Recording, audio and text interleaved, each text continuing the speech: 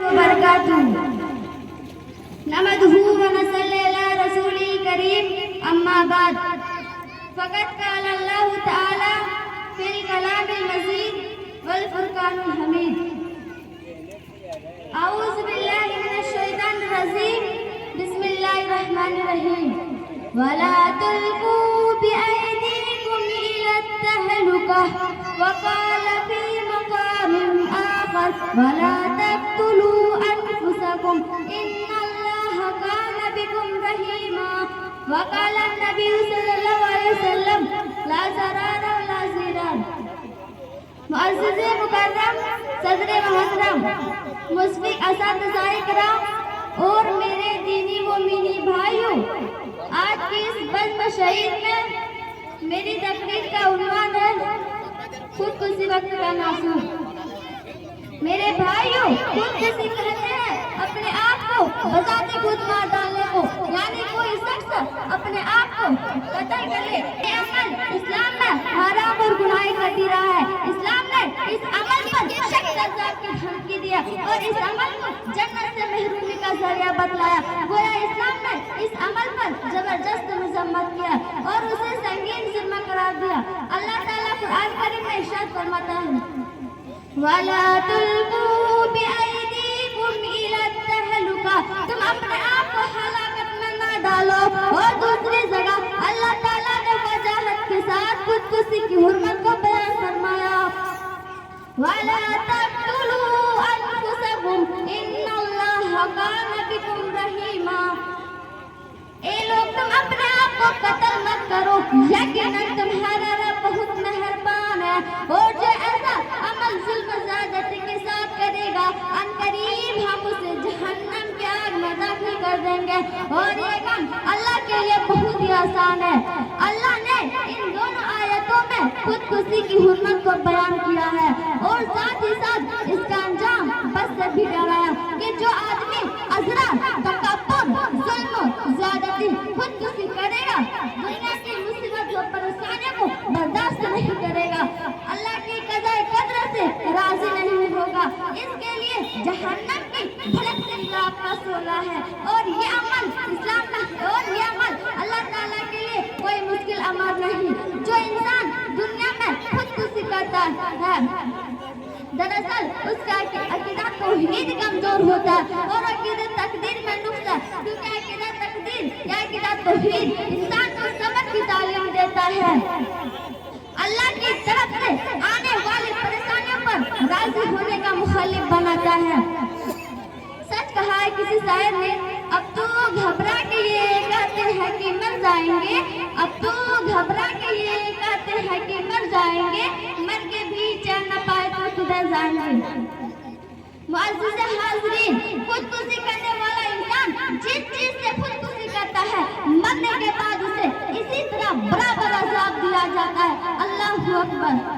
خودکشی کتنا سخت اور مہلک ذمت، اگر ایک انسان دنیا میں خودکشی کر کے تڑپ تڑپ کے مرتا ہے تو وہ آخرت میں اسی طرح وہی عمل انجام دے کر ہمیشہ مرتا رہے گا اور موت کی سختی کو برابر محسوس کرتا رہے گا، جیسا کہ آپ صلی اللہ علیہ وسلم نے فرمایا من تردى من زبل فقاتل نفسه فهو بنار جهنم يتردى فيه خالدا مخلدا فيها ابدا، اور جو شخص پہاڑ سے گر کر اپنے آپ کو مار ڈالے یعنی خودکشی کر لے تو وہ جہنم کی آگ میں برابر نیچے گرتا رہے گا اور اسی جہنم میں ہمیشہ ہمیشہ رہے گا۔ ومن تحسى ثم فقاتل نفسه فسمه بيده يتحشى في نار جهنم يتردى فيه خالدا مخلدا فيها ابدا، اور جو شخص زہر پی کر خودکشی کرتا ہے تو وہ جہنم میں ہمیشہ زہر پیتا رہے گا اور اسی جہنم میں ہمیشہ رہے گا۔ ومن قتل نفسه بأحدة فأحدة بيده يزرع بها في بطن نار جہنم خالدا مخلدا فيها ابدا، اور جو کوئی شخص اپنے پیٹ میں کسی لوہے کا انسار ہو کر اپنے آپ کو مار ڈالے تو وہ جہنم میں بھی اپنے پیٹ میں لوہا چبھتا رہے گا اور اسی کے اندر خودکشی کرنے والوں کے لیے جہنم کی زبردست دوائی سنائی گئی اور ساتھ ساتھ یہ دھمکی دی گئی کہ خودکشی کرنے والا ہمیشہ جہنم میں رہے گا۔ اس کا مطلب یہ ہے کہ کوئی حلال سمجھ کر خودکشی کرتا ہے تو وہ کافر ہو جاتا ہے، تو وہ دائمی جہنم کا مستحق ہوگا، اور اگر اس نے حلال سمجھ کر خودکشی نہیں کیا تو لمبی مدت تک جہنم میں سزا کاٹتا رہے گا، پھر وہ مشیت الہی کے مطابق جنت میں داخل ہوگا۔ معلوم ہوا کہ خودکشی کا انجام بہت خطرناک ہے اور خودکشی کرنے کا ٹھکانہ بہت برا ہے، لہٰذا ہمیں کسی بھی مشغلہ میں جلد بازی نہیں کرنا چاہیے، بزرگ اور بڑوں سے مشورہ لینا چاہیے اور خودکشی کے بارے میں کبھی سوچنا بھی نہیں چاہیے۔ اللہ کے رسول صلی اللہ علیہ وسلم نے خودکشی کے عمل کو اتنا ناپسند سمجھا کہ پوچھو مت۔ نبی کریم صلی اللہ علیہ وسلم کے پاس ایک جنازہ لایا گیا جس نے اپنے آپ کو برچھی سے قتل کر لیا تھا، یعنی اس نے خودکشی کی تھی۔ آپ صلی اللہ علیہ وسلم نے اس کے نماز جنازہ نہیں پڑھائی۔ آپ سوچ سکتے ہیں کہ نبی کریم صلی اللہ علیہ وسلم کے نزدیک خودکشی کتنا بڑا جرم ہے۔ رسول صلی اللہ علیہ وسلم نے ایسے لوگوں کی نماز جنازہ نہیں پڑھائی۔ خلاصۂ کلام یہ ہے کہ خودکشی خود گناہ کبیرہ ہے، دخول جنت سے مانع، عقیدہ تقدیر کے منافی ہے۔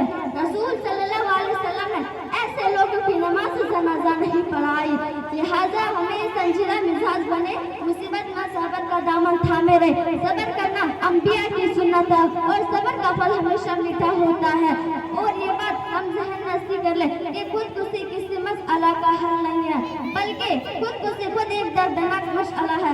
آخر میں اللہ رب العالمین سے دعا ہے کہ اللہ تعالیٰ تمام مسلمانوں کو دینی سوچ رکھنے کی توفیق عطا فرمائے، خودکشی جیسی مجروح خصلت سے ہم کو دور رکھے۔ اللہ تعالیٰ ہم سب کو عمل صالح کی سعادت نصیب فرمائے، آمین۔ میں اپنی تقریر یہیں سے ختم کرتی ہوں۔ وآخر دعوانا الحمدللہ رب العالمین۔ السلام علیکم ورحمۃ اللہ وبرکاتہ۔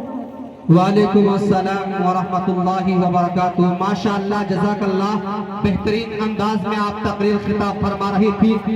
یقیناً ہمیں اور آپ کو یہ بتا رہی تھی کہ جو انسان جس حساب سے مرتا ہے، کوئی خودکشی کرتا ہے یا پھر آگ میں جل کر مرتا ہے یا کہیں ڈوب کے مرتا ہے، جان کر کے کل قیامت کے دن اللہ تبارک و تعالیٰ اسی میں اس کو عذاب دیا جاتا رہے گا، اور ایسے ہی اس کو عذاب اور خودکشی کرتے رہیں گے اور اس کو تکلیف دیتے رہیں گے اور مرتے رہیں گے۔ یہ عذاب ہے، یہ بتا رہی تھی، ہم لوگوں کو سمجھا رہی تھی، ماشاءاللہ۔